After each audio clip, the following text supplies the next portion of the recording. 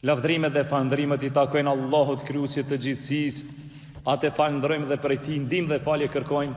Atë të cilin e udhëzon Allahu subhanahu wa taala në rrugë të drejtë, nuk ka kush e lajthit, dhe atë të cilin e largon nga kjo rrugë, nuk ka kush e drejton. Dëshmojmë dhe deklarojmë se i vetmi i cili meriton të adhurohet me merit është Allahu, dhe se Muhamedi është rob dhe i dërguari i tij.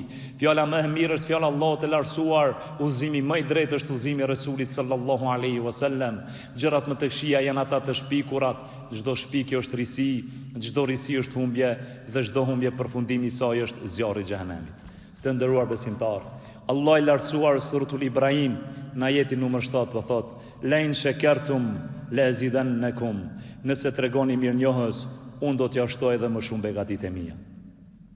Sa shumë të mira kemi e sa pak falendrues jemi, ndërsa Allah i lartësuar thot: "Megjithatë, pak nga robërit e mi janë falendërues." Suratul Sebe, ajeti 13. Të nderuar besimtar, falënderimi ka shi mirësive të Zotit shprehet me gojë dhe me vepra. E pikrisht në këtë hutbë ne do të përmendim hadithin e pejgamberit alayhi salatu selam, që tregon për një burr të cilit ishte përmendur emri në një re në qiell, lësho ujë në kopshtin e filonit. Kur njeriu në këtë dynjë është falendërues, kur njeriu në këtë dynjë është falendërues ka një mirësive dhe begative që Allahu azza xhelle i ja ka dhënë, Allah subhanahu wa taala do ta shpërblej këtë njeri në dynjë dhe në ahiret. Thot Allahu i lartësuar suratul Ali Imran ajeti 145, dhe Allahu do t'i shpërblej falendëruesit.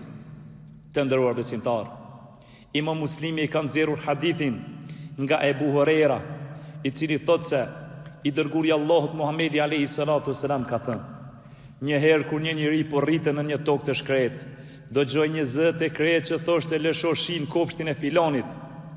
Reja filloi të lëvizte dhe shkoi e derdhi ujin e saj në një tokë me gur të zinjë.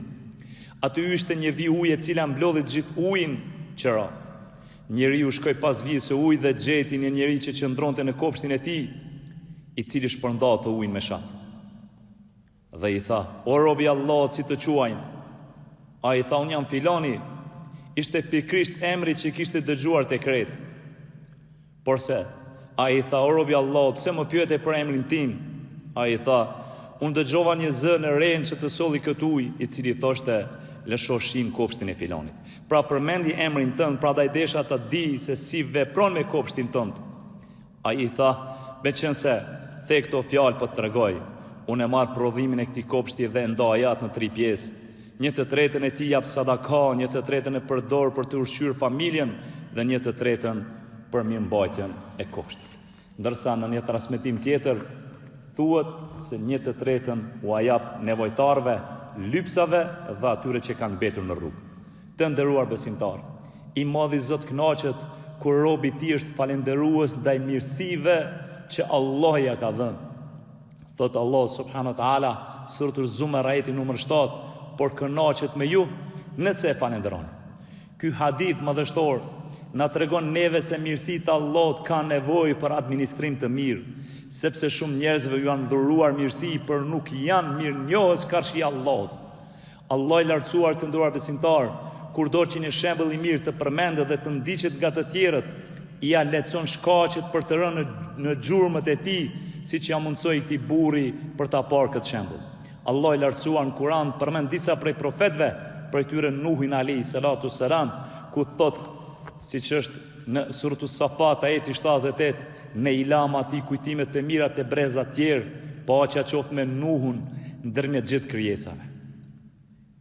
Katade, duke e spjeguar këtë ajet, siç është tek tefsiri Taberiut, thot se Allahu u la atyre lavdrimin me fjalë të mira.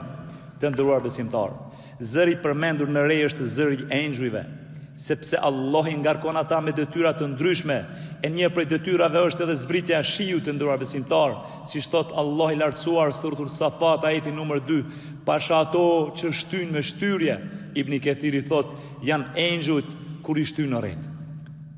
Transmetohet nga Ibn Abbasi, i cili tregon hadithin e pejgamberit alayhi salatu selam, siç është e Musnedi Imam Ahmedit dhe Imam Albani e ka cilësuar si të sakt, thot një grup erdhën tek pejgamberi alayhi salatu selam për ta provuar vërtetësinë e tij dhe i bën disa prej pyetjeve.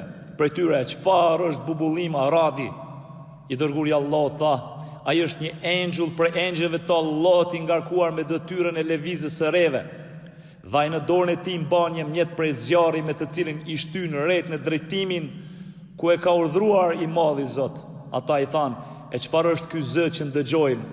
Pejgamberi alayhi salatu selam i tha, është shtyrja kur i shtyn derisa të arrijnë ku e kanë urdhrin e Allahut subhanahu wa taala. Të nderuar besimtar, është edhe meleku Mikaili i cili është i ngarkuar me detyrën e shiut.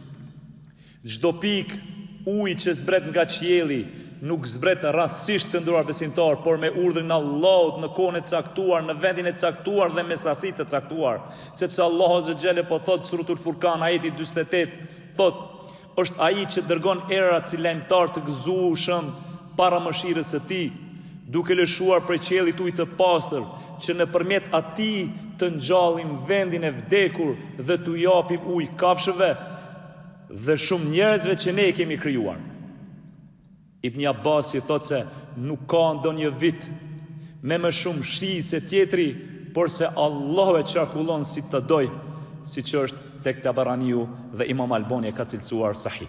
Të nderuar besimtar, ai i cili merret me prodhimin e pemtarisë, siç është rasti i burrit me kopshtin e tij që u përmend emri në qiell, ai nuk e ushqen vetëm vetveten, por ushqen edhe të tjerët. Të nderuar besimtar, këtë na e dëshmon hadithi i pejgamberit alayhi salatu selam që e kanë nxjerrë Imam Buhariu dhe Muslimi, ku thot profeti i Zotit, nuk ka ndonjë musliman që mbjell ndonjë pemë apo bim dhe ha prej tyre njeriu, zogja apo kafsha, veçse ka për të qenë për të sadaka. Ndërsa në hadithin e Imam Muslimit, thot pejgamberi alayhi salatu selam, çdo musliman që mbjell diçka, çdo gjë që hahet prej saj do t'i shkruhet sadaka, çfarëdo që vidhet do t'i shkruhet sadaka, çfarëdo që hajnë kafshët do t'i shkruhet sadaka, çfarëdo që hajnë shpendët do t'i shkruhen sadaka, kushdo që do t'ia harxoj atij atë mall do t'i shkruhet sadaka. Ndërsa Imam Ahmedi e ka nxjerrur hadithin e Enesit radhiyallahu anhu që Imam Albani e ka cilësuar të saktë, thot, nëse kiameti bëhet dhe në dorën e ndonjërit nga ju gjendet një fidan, nëse mund ta mbjell pa u bërë kiameti, atëherë le ta mbjell atë. Të nderuar besimtar, nga ky hadith madhështor mund të nxjerrim dobi dhe mësime të shumta. Prej tyre, Allah i madhruar me mëshirën e tij i veçon disa njerëz nga të tjerët sipas punëve që bëjnë. Për këtë arsye, ai i cili jep sadaka meriton që Allah t'ia shtojë atij pasurinë në dunjë dhe ta shpërblen në ahiret. Ndërsa ai i cili nuk jep sadaka dhe dora e tij është e shtrënguar, meriton shkatrimin e pasurisë. Në këtë hadith, të nderuar besimtar, shihet vlera sadakas dhe përmirësisë tek të varfrit dhe ata të cilët mbeten në rrugë. Në këtë hadith, të nderuar besimtar, shihet vlera kur njeriu e ushqen veten e vet dhe ushqen familjen e vet nga puna e tij.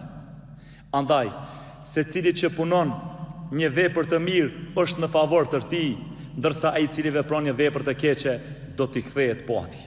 O Zot, na bëj të qartë të vërtetën dhe na mundëso që ta pasojmë dhe na bëj të qartë rrugën e gabuar dhe na largo prej saj. E them këtë që ndëgjuat, kërkoj falje për veten dhe për juve, aty ku kemi qelluar nga Allahu na shpërblen dhe aty ku kem gabuar nga vetvetja jon dhe shejtani i madhi, Zot na fal.